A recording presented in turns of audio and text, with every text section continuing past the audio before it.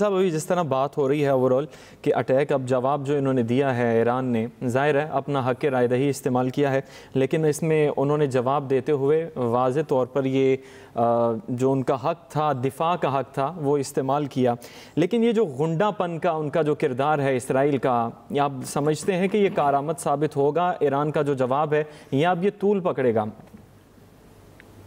देखें, इसमें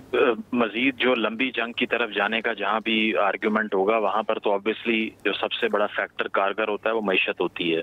उसकी वजह है कि लंबी जंग को सस्टेन करने के लिए अगर तो आप कोई गुरीला वॉरफेयर में हैं, जिस तरह हमने देखा कि अमेरिका ने जब अफगानिस्तान को इन्वेड किया तो तालिबान का जो उनको सामना रहा वो लंबी जंग लड़नी पड़ी और इतना कैपिटल यहाँ इंजेक्ट करने के बावजूद अल्टीमेटली कुछ नहीं हो सका। इसी तरह जो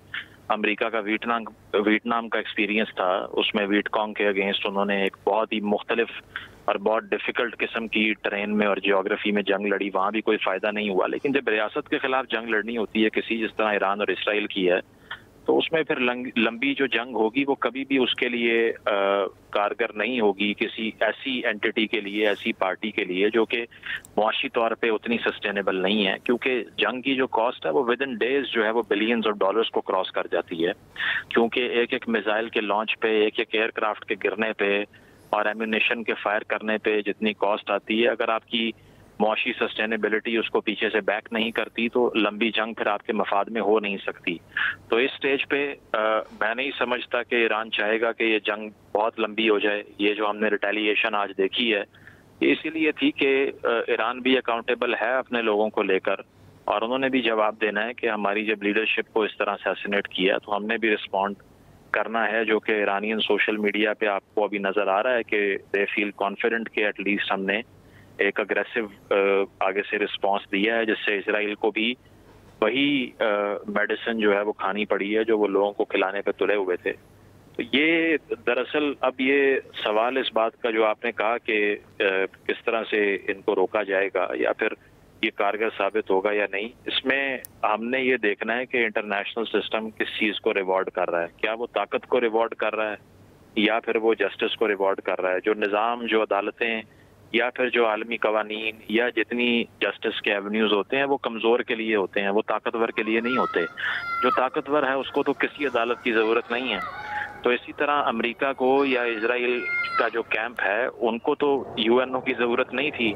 यूएनओ की ज़रूरत तो इराक को थी, अफगानिस्तान को थी, लीबिया को थी, सीरिया को थी, यमन को थी और अब ईरान को है। तो अगर आपने कमज़ोर ममालिक को बचाने के लिए कुछ करना नहीं है तो फिर आपके रहने का जवाब भी बचता नहीं है। तो जिस तरह से इंटरनेशनल सिस्टम ये साबित कर रहा है कि दरअसल ईवल से हमें कोई मसला नहीं है, हमें अग्रेशन से, हमें वॉर से कोई मसला नहीं है, हमें मसला है वीकनेस से, कि जो रियासत कमज़ोर होगी वो बेशक डिस्ट्रॉय हो जाए, हम उसका साथ नहीं देंगे, हमने सिर्फ ताकतवर का साथ देना है। जिस तरह जॉर्ज बुश ने अपने टाइम्स में जब इन्वेड कर दिया आके इराक को और उसके बाद यूएनओ से पूछा कि अब आप बताएं कि मैंने ठीक किया या नहीं, तो उन्होंने कहा जी आपने ठीक ही किया होगा अगर आपने किया तो ये चीज़ है कि यूएनओ या फिर जितने आलमी जस्टिस के इदारे हैं जहाँ पर जिनकी जिम्मेदारी है जो कि दुनिया के पीस को इंश्योर करेंगे, उन्होंने ये फैसला करना है कि मैसेज क्या जा रहा है। इस वक्त मैसेज ये जा रहा है कि international order is a self help system. हर किसी ने अपनी मदद खुद करनी है और इसको इंटरनेशनल रिलेशंस की जो फिलॉसफी है उसकी ज़बान में एनार्की कहते हैं,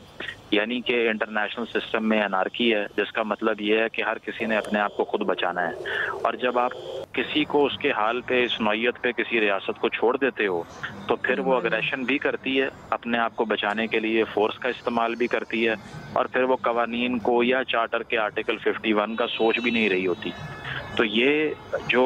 मैसेज जा रहा है फिल वक्त पूरी दुनिया को, चाहे वो इंडियन अग्रेशन जो पाकिस्तान में हुआ या फिर दुनिया भर में जेनोसाइड हुए, म्यांमार के अंदर हमने देखा बहुत बड़ा कत्लेआम हुआ, गाजा के अंदर कत्लेआम हुआ,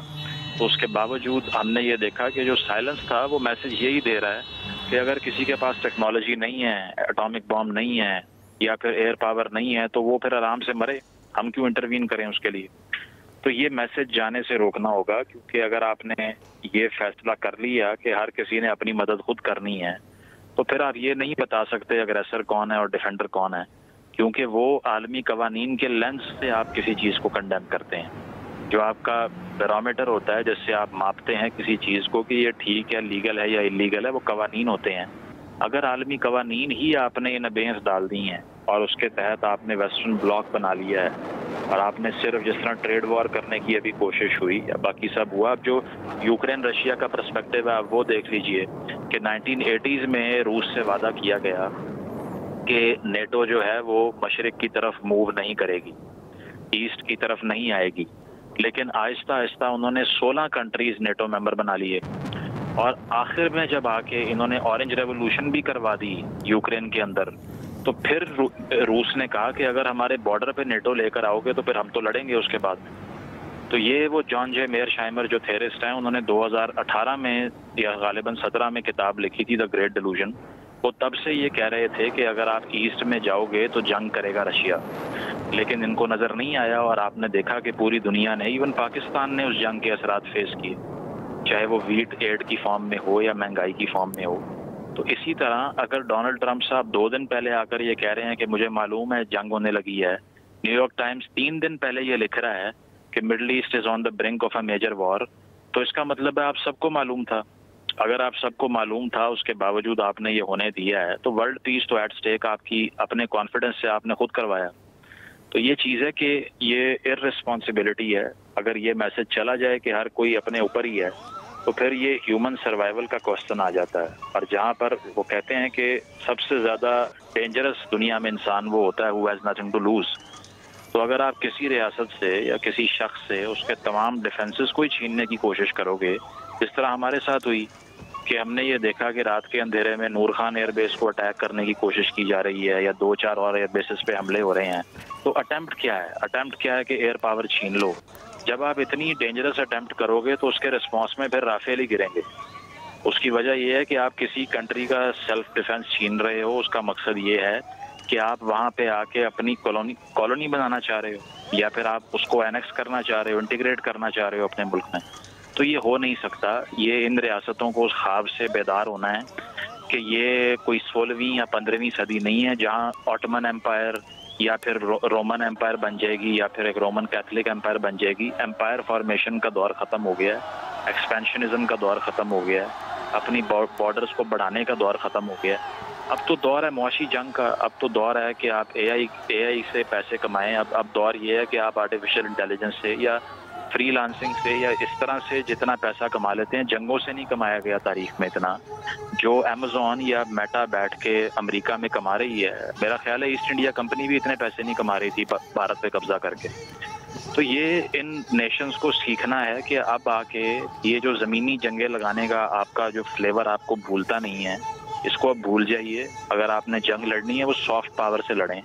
वो आप कल्चर से लड़ें या वो आप फिल्म मेकिंग से या आर्टिफिशियल इंटेलिजेंस से या कल्चरल वॉर से लड़ें। वो बेशक लड़ें, वो आपकी मर्जी है, लेकिन जेनोसाइड के ब्रिंक पे दुनिया को जौहरी हथियार चलाने तक लाने की कोशिश करना, ये इनको अंदाज़ा नहीं है कि एक बार नहीं हज़ारों बार तबाह हो सकती है। वो आइंस्टाइन ने कहा था कि दूसरी जंग अजीम तो हो गई, तीसरी जंग अजीम का मुझे नहीं पता उसमें कौन से हथियार यूज़ होंगे, लेकिन मुझे ये पता है कि उसके बाद सिर्फ छड़ियों से लड़ाई होगी, क्योंकि और कुछ बचेगा नहीं। तो ये भी ये मॉडर्न रियासतें जो आजकल की हैं, ये एक्नॉलेज नहीं करती कि जितना न्यूक का आर्सनल इनके पास पड़ा हुआ है, ये दुनिया को मल्टीपल टाइम्स डिस्ट्रॉय कर सकते हैं। तो इसके लिए रिस्पॉन्सिबल दिमाग भी चाहिए। अगर इतनी बड़ी बड़ी बंदूकें आ गई हैं तो दिमागों के साइज भी उतने बड़े करने हैं, जो कि हो नहीं रहे इनसे।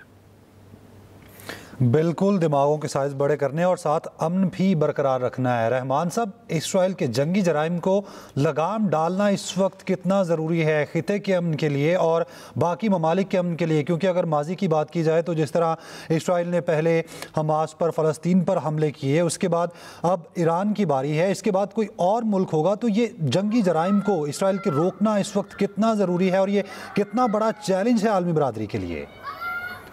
देखिए, चैलेंज तो बहुत बड़ा है, बहुत गहरी बात है। ये उन जंगों में से है जो गजा वाला मामला है, जो एक अरसे से चला आ रहा है। बावजूद इसके कि दुनिया कोशिश कर रही है इस जंग को रोकने की, जंग बंदी के लिए, लेकिन अमेरिका और इसराइल की वजह से वहां पर जंग बंदी भी नहीं हो पा रही और ना ही इसराइल अपनी कार्रवाइयां वहां पर किसी भी तरह से रोकने के लिए तैयार है। तो सिफारतकारी के लिए बहुत बड़ा चैलेंज है, लेकिन जिस तरह से कहा जाता है कि आपको देखना होता है कि जो कॉस्ट ऑफ वॉर है वो आपके लिए जो है वो क्या काबिल बर्दाश्त है या नहीं, और वो किस हद तक जो है वो जो है वो बढ़ सकती है। ये वो चीज है जो इन मुल्कों को आमादा कर सकती है। लेकिन बदकिस्मती की बात यह है कि वो कॉस्ट ऑफ वॉर के होते हुए भी ये जो आइडियोलॉजी है ये आमादा नहीं होती कि जंग को जो है वो रोका जाए। ये वही आइडियोलॉजी है जिसके भी मेरे बाकी कॉलीग्स भी बात कर रहे हैं कि भाउस का एक मुजाहरा हम इंडिया में देखते हैं जहाँ पर हिंदुत्व की जो है वो आइडियोलॉजी है, जिसको ये लगता है कि इलेक्शन जीतना है तो पाकिस्तान के साथ जो है वो जंग करनी होगी। दो मुल्क हैं जो कि न्यूक्लियर आर्म्ड नेबर्स हैं, इसके बावजूद वो अपना इलेक्शन जीतने के लिए वो जंग का खतरा भी मोल लेने को तैयार होते हैं। तो इसी तरह से इसराइल में नेतन्याहू की जो डोमेस्टिक पॉलिटिक्स है वो सारी की सारी जो है वो घूम ही इस जंग के गिर्द जो है वो रही है। और अगर ये जंग खत्म हो जाती है, ये जंग बंदी हो जाती है, तो ये नेतन्याहू की इंटरनल पॉलिटिक्स के लिए एक बहुत बड़ा जो है कलामिंग सिचुएशन जो है वो होगी। तो इसलिए उनका भी मफाद किसी न किसी तरह इसी तरह से जुड़ा हुआ है, और इसके लिए वो इसराइल के लिए भी और खत्ते के लिए भी कोई भी कॉस्ट जो है वो देने को तैयार है। तो ये तमाम की तमाम चीजें हैं। मेरा ख्याल है इस वक्त आइडियोलॉजी जो है वो शायद कॉस्ट ऑफ वॉर से भी ऊपर एक बड़ी कंसिडरेशन जो है वो इस तरह के लीडर्स के लिए बनी हुई है। और ये वो लीडर्स हैं, ये वो ममालिक हैं जिन्होंने पूरी दुनिया का अमन जो है वो इस वक्त खतरे में डाला हुआ है, और उनको फौरी तौर पर रोकने की जरूरत है। ये आइडियोलॉजीज कितनी भी खतरनाक हो, इनके पास कितने भी रिसोर्सेज हो, मेरा ख्याल है इनकी एक एज होती है। ये उसी तरह से है जिस तरह से हिटलर ने जो कुछ किया, और उससे पहले जो इस तरह की आइडियोलॉजीज जो है वो रही हैं जिन्होंने ना सिर्फ अपने वजूद को खतरे में डाला बल्कि पूरी दुनिया के अमन को जो है वो खतरे में डाला।